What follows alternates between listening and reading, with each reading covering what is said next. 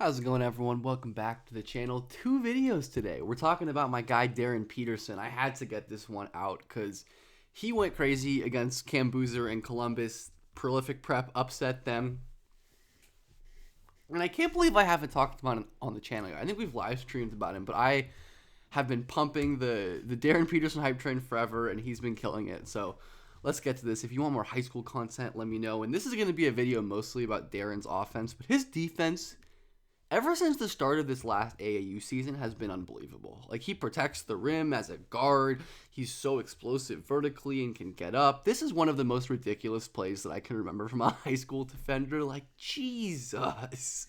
Comes out of absolute nowhere. Like, Caleb Gaskins with the ball here does a really good job stepping back, creating space. But look at Darren's recognition. Like, he knows his defender is getting beat now. Like, right now is when he knows that he has to go and block this shot, and that's exactly what he does. And he has the physical tools, of course, to get there.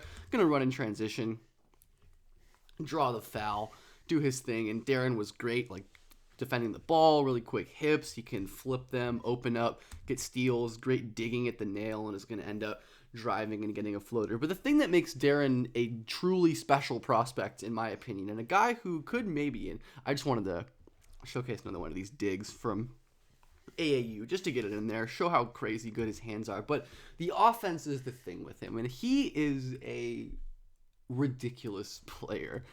End of the first quarter with this like touch floater running three, and this really is representative of how unbelievable a shooter is and how crazy his touch is, that he can pull off shots like this. And yes, maybe it's a little bit lucky, but Peterson is a guy who has this innate feel for scoring that a lot of young players just cannot develop. He's going to have the ball here in pick and roll, very patient, hop steps, hangs in the air, and on the way down is going to finish here with touch. He has special touch. Just one of those guys who seems like he can get shots in from any angle, no matter where he is on the floor. Like, his handle's also incredible. The defense is forcing him towards the middle, right? So Darren's just gonna take it. He's gonna explode straight into this gap, stop in the middle of the floor, hang, and he's so balanced and controlled in midair when he's taking these floaters as well. And this play's just disgusting. Very rarely do you see players shoot floaters with their weak hand as much as Darren Peterson does. Great spin move here and lefty floater, beautiful like touch right there. The soft balance. Very rare do you see guys shoot lefty floaters simply as often as Peterson does, and that's just a really cool trait to see, and not something you see every day. And his burst is really great. He's not the most explosive vertical athlete as a finisher, like when he has to run and finish, but look at how quickly he accelerates. He's going slow, he sees this gap open up, and he's just going to take it. And then he slows down a little bit. He's a little more deliberate here. Just the change of speed to me is so absurd. Or he's not maybe the most explosive run jump athlete of all time. He's no Jalen Green or Anthony Edwards or Scoot Henderson, but like, he's a very damn good run jump athlete, and his ability to decelerate and change speeds is really remarkable. And Darren is obviously an amazing shooter as well. Like, really good job here stepping back, and you cannot go under him. This is like a baseline for any guard prospect for me, let alone a superstar prospect. You go under Darren Peterson, which I do not know why you would do per se. He is going to punish you. He's going to hit that step back three. He's going to make his space, and man, that step back is disgusting. And of course, Darren is hitting from, the college or maybe even the NBA line on a lot of these shots. That's what you want to see out of these elite high school shooters, and he's so good at creating space with little quick moves. And we talked about his handle being really elite. Look at how this defender's trying to play him, right? He's opening up his hips to turn and chase. Now his hips are opened this way, right? It's going to be really hard for him to just stop on a dime here and move them back the other way, right? That's horrible. Excuse my drawing again. But Peterson's able to stop on a dime. His hips go everywhere. It's just beautiful. Beautiful, beautiful basketball, exploiting that kind of defense he was getting. And Peterson's obviously a great shooter off the ball as well. Look at him right here, relocating, wise off-ball spacing feel here, moving towards the top of the key and nailing that jumper right there. He is just a fun-ass player to watch, man. Like, you can't give him any space. You really can't. And he's just one of those guys who's liable to get hot and stay hot for entire games. I don't think he made too many shots in the first quarter in this game, but since then he got hot and he did not cool down for the rest of the game, and that is how it feels a lot of the time with Darren. And like, it's really hard to levy criticisms against him just because his game is so damn complete. Like, maybe that's a criticism in itself, right? If there's anything I can notice, it's he doesn't necessarily shoot at the rim as much as I'd like him to. And, like he's going to draw a charge right there.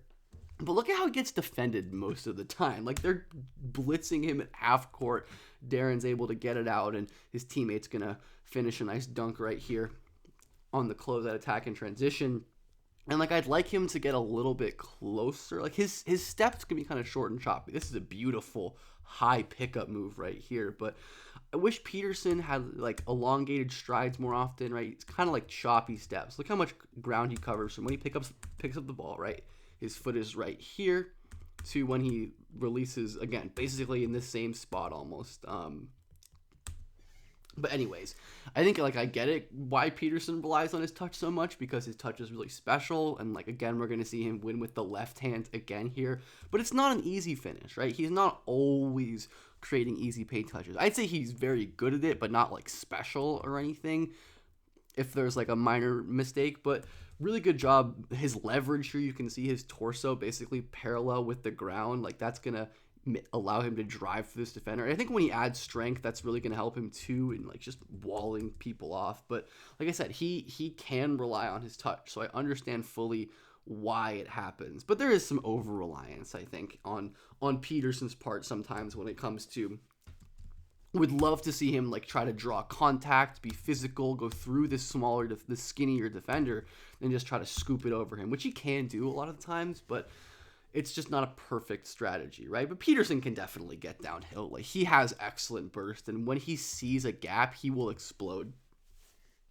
His first step is excellent. I don't know if his, like, top end speed is special, but look how explosive he is pushing off of this back foot right here. He's just gonna boom right into the paint, hangs in the air, finishes with the left. Like, this is just routine for a player like Peterson, and he's an excellent passer as well. This play also another good example to me of the kind of pressure that Peterson sees on a play-to-play basis, where Columbus is going to switch right here, right? They have Jace Richardson, Caleb Gaskins. They're just going to switch that ball screen. Peterson goes right, which is where they're forcing him right into the help. If you're Columbus here, you've got Gaskins, you've got Richardson, you've got Boozer, all converging on Peterson. But the spin move here totally destroys that plan. Number one has to dig, and Winters Grady ends up hitting a wide open jumper right there. Peterson is just one of those guys who moves different. I don't know how to explain it other than he moves different. Like, the way that he's, like, elastic and bendy and can change directions without lag at all. Like, great job right here. Caden cuts him off, but because he's such an incredible handler, he keeps his, like, the control here for a 17, 18-year-old guard is unbelievable. As Peterson is going to, like, back out, we see again this back foot plant to aid his explosion right here. Just goes off that back foot, and then instead of, Cam Boozer steps up to help, he's going to lob it right over top. I believe he got fouled on that drive, so it wasn't actually an assist, but we can see the passing vision regardless here. And Peterson's really good in this, like, two-man game with Nico Bundalo. He's just a very quick processor of the floor. You can tell that he is used to making decisions. He's used to being under pressure because, like, immediately when he sees the pump fake flyby, this defender steps up, and that easy pass lane is open to Bundalo. And again, look where this pass ends up. The pass is going to end up about like here, even though Bundalo's target is here, and Peterson knows that's because you have to lead and anticipate these passes into spaces. And obviously the help defense isn't very good, but you can see the anticipation. And man, his ability to just collapse a defense and make good decisions is huge. Again, we see the threat of his jumper. It looks like Peterson, let's slow this down and see if we can really see where his eyes are going. But you can see, like, this defender certainly is afraid of Peterson. I think this is probably the best frame right here, where you can see the ball in his hand almost coming together to pick that up. And he's kind of looking at the rim. It's hard to tell right here. But anyways, fakes that defender out, hangs in the air, and then there's two guys open, and he just finds one of them. But Darren, I feel like a lot of people, maybe like more casual fans, like mainstream media, is kind of like it's AJ DeBansa and then Cam Boozer, but Darren maybe third. I've seen some outlets that have guys like Nate Aments at third over Peterson, and no disrespect to any of these prospects, but Peterson is just a different breed. Like, he has legitimate primary initiator potential, just generational scoring touch and skill for his size, with enough athleticism, enough passing juice, amazing three-point shooter, and the way he's been defending the last, 6 months or so has really put this over the top, where Peterson is not only like a passable defender like he was before, he is, or, even like Boozer is a great, sound, like fundamental defender with size and smart. DeBansa, has some playmaking at times, but isn't as consistent. Peterson is a game wrecker. Like, he destroys on the defensive end these days. And he got like 3 steals, 2 blocks in that game, like a stock machine, and is really, really special. That's all I've got to say. And he's going to be incredible. He's going to Kansas, by the way. I should have mentioned that before. He's going to be there for 1 season, and he's going to be unbelievable. But Darren Peterson, I think there's a chance he's the number 1 pick in 2026. Wouldn't necessarily bet on it over like a Boozer at this point, but I think it's possible. He's that special.